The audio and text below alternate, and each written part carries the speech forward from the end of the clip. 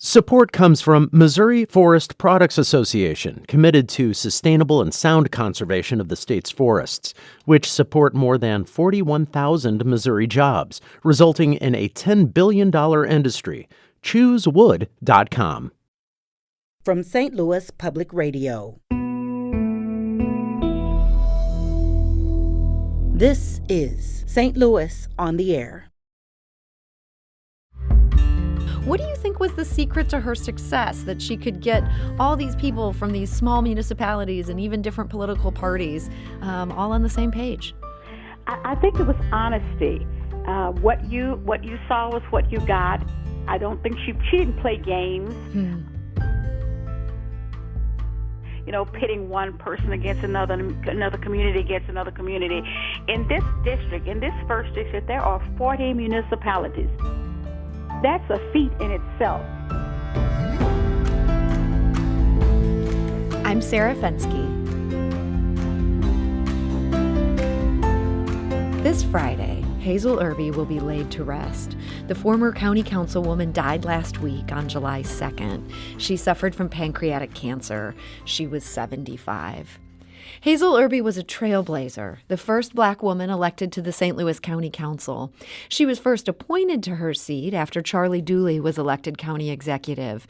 That was in 2004. She held the position for 15 years before joining the administration of County Executive Sam Page 2 years ago. In her political career, Hazel Erby was notably outspoken about corruption, as Marquis Govan recalled yesterday. Marquis is an 18-year-old St. Louis County resident. He's considered one of Hazel Erby's political protégés. He's an organizer and activist, and also a distant relative of Hazel Erby's. She is my great-aunt's mother-in-law, and you know, I really got to understand the importance of her work around Ferguson, and there became a time where she became this lone voice on the county council to fight public corruption in St. Louis County. You know, at a time when Steve Stenger was at the height of his political career, where the council was controlled by his allies, you know, Ms. Erby was the lone voice pointing out the pay-to-play, pointing out disparities within the county as it relates to race and working-class people in this county, really talking about many of the issues that were taking place as it relates to how county government was being ineffective and not actually improving people's lives. And that is Marquis Govan, remembering the life of Hazel Erby. And our guest today is a woman who found herself filling some big shoes in 2019. That's when she won election to fill the seat that Hazel Erby had just vacated. And that woman is, of course, Councilwoman Rita Days. She's also the chair of the St. Louis County Council. So, Chairwoman Days, welcome. Thank you very much, Sarah. I appreciate this opportunity. And I'm so sorry for your loss. Has it been hard to accept the fact that Hazel Erby is gone? Well, it's been very, very difficult. I was saying to one of my friends that when I was elected, Hazel got me this huge plant. And shortly thereafter came COVID, and I said, oh, no, I can't leave this plant in the office. Because we don't know when we'll be back. So I took the plant home, and I've been nursing it and trying to keep it alive, all ththese times. But it was just an opportunity, again, to know how entangled our lives were. And it's a tremendous loss to me and to the St. Louis community as a whole. So you mentioned how entangled your lives were. I'm wondering if you can even remember back when you first met her. That's hard to say. I know it's been over 20 years that I've known her, and I really can't put my finger on the exact time that we met. But it was both of us looks like we started our political careers later in life, after children, after, having our families kind of solidified. And that's when we were both kind of thrust into this business. Again, like she was, I didn't wake up and said, I'm going to start a career in politics. And so I think both of us came into this sort of like an accident, if you will. But, it's good work. And again, it goes to that people who really like to do this work, are good at this work, are not necessarily seek this kind of work, but it kind of comes to us anyway. Yeah, that work finds you. So she was somebody, you don't hear people talk about that she had ambition for herself. She more had things she wanted to accomplish. Particularly for younger people. She was, as she aged, she said, we need to get younger people involved. We need younger people involved in the committee work, and people involved in younger people involved in running for office. And so that's how she kind of mentored, particularly young people. She now has a committee man, Farrakhan Shagag. He is a young, dynamic man that wants to do the good thing, and he's looked up to her, looked up to me. And so that's kind of the way she wanted her legacy to be. I'm going to make sure that there are people to follow along, younger people with different and new ideas. And I think that was part of her legacy. That is part of her legacy. The other thing people really talk about with her legacy is what we heard Marquis talk about earlier, that she would not put up with corruption even when so many other people were willing to go along with the status quo. Why was that for her, do you think? I think that's an ethic that very few people in this business have anymore. It's get along, go along to get along, that kind of attitude. And that just was not who she was. If she had to stand alone, I heard Marquis say that, if she had to stand alone, she was willing to do that. And she did not yield to the pressures of, everybody else is doing it and, you need to come along and that kind of thing. And so I think it's the ethics that she had for this business that made her continue to do the right thing when it was appropriate to do the right thing. And in her vision, that was always the appropriate thing to do. And that meant in some very prominent cases bucking her own political party. She famously refused to endorse Steve Stenger, a fellow Democrat, after he beat Charlie Dooley in a very ugly Democratic primary. She formed this Fannie Lou Hamer Democratic Coalition of St. Louis. She backed the Republican instead. That must have set off some alarm in some circles. People, I'm sure, couldn't believe she'd done that. Well, I'm sure that that's kind of what they thought, but we see the outcome and what the outcome of that was. But it was like, I cannot condone doing the wrong thing.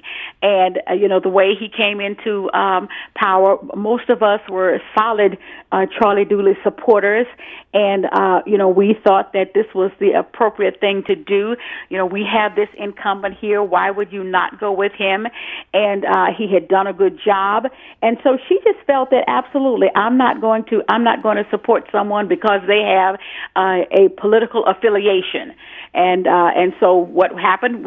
I'm not a member of the organization, but I know that they did support a Republican for that seat.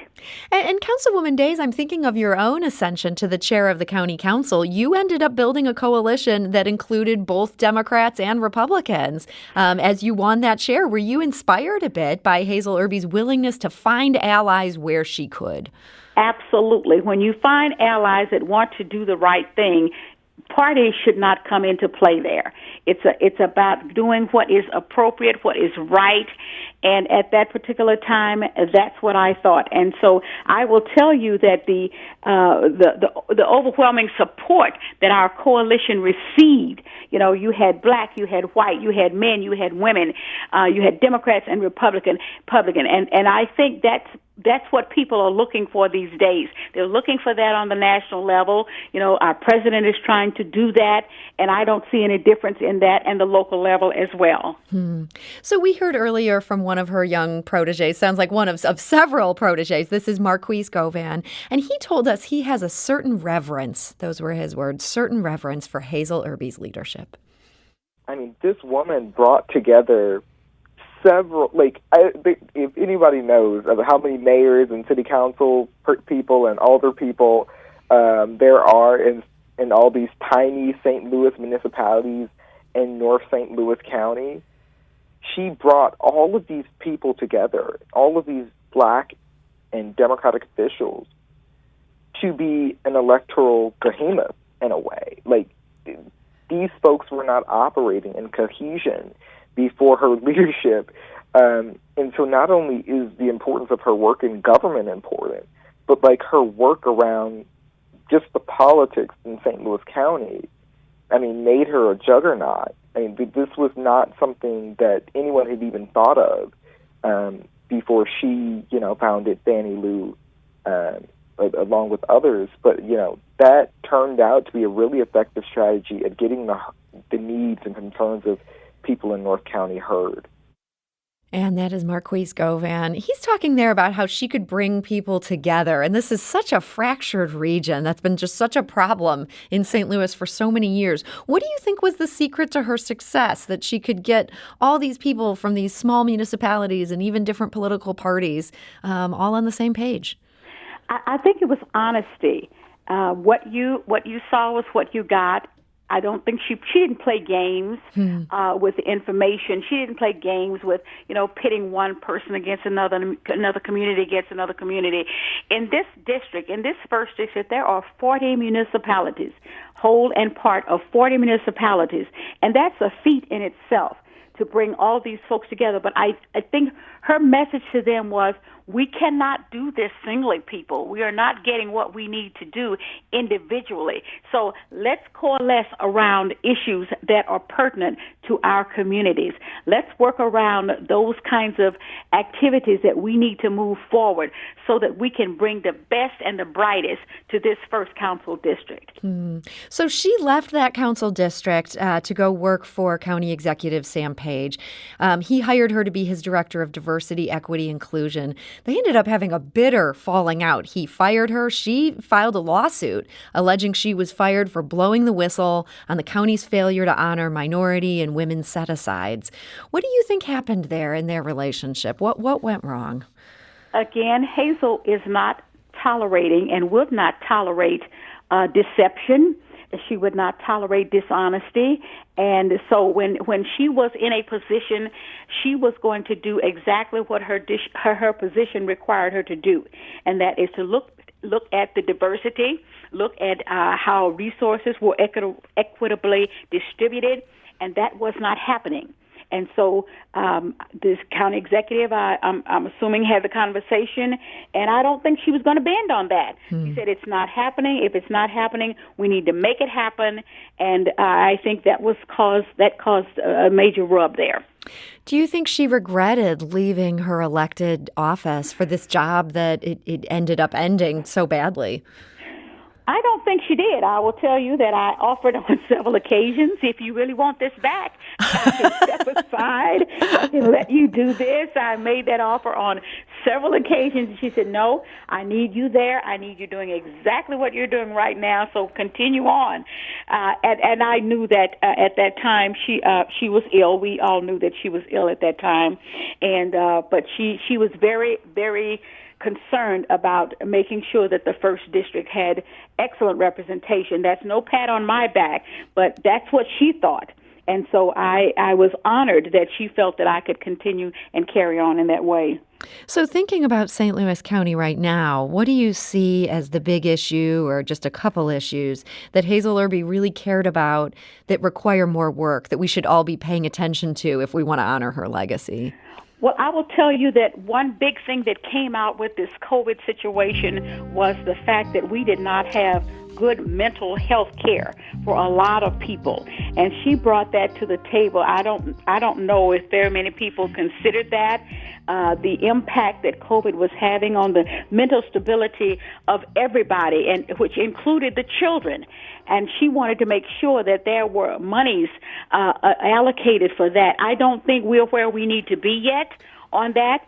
We are still having record numbers of suicides and, just mental health issues that people are having, and we're not there yet. And so that's something that we need to continue to work on, because this is not over. We talk about the Delta variant coming. It's not over yet, and I think that we need to be mindful of how this is affecting people. To be a year with little contact with other people, a year of limited resources in the area, I think that has taken a tremendous toll on the citizens of St. Louis County, and we have to do something. We have to do better about that. So we've talked today about her political legacy. In our final question here, I want to bring it back to something more personal. I understand you also consider Hazel Erby an example when it comes to family. What stands out to you on that front? Oh, the family was... That came first, before any of this council, before anything.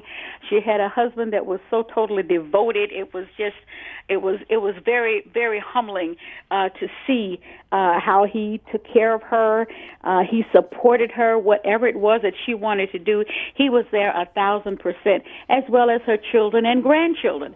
And so it was the family was just paramount, and she felt that that's the backbone of whatever society we're going to have. If you don't have a solid family, then it's for naught. Well, that's an important thing to remember as we think about her life today. St. Louis County Council Chair Rita Hurd-Days, thank you so much for joining us and sharing about her life. You are quite welcome, and thank you.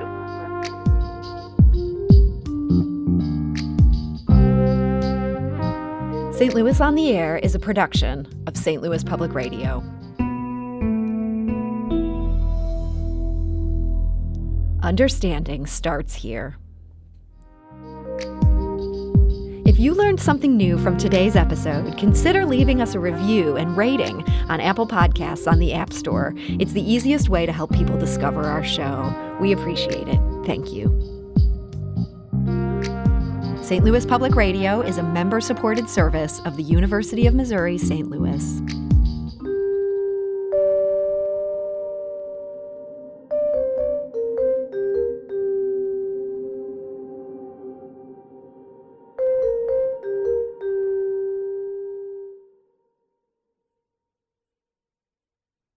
Support comes from Missouri Forest Products Association, committed to sustainable and sound conservation of the state's forests, which support more than 41,000 Missouri jobs, resulting in a $10 billion industry.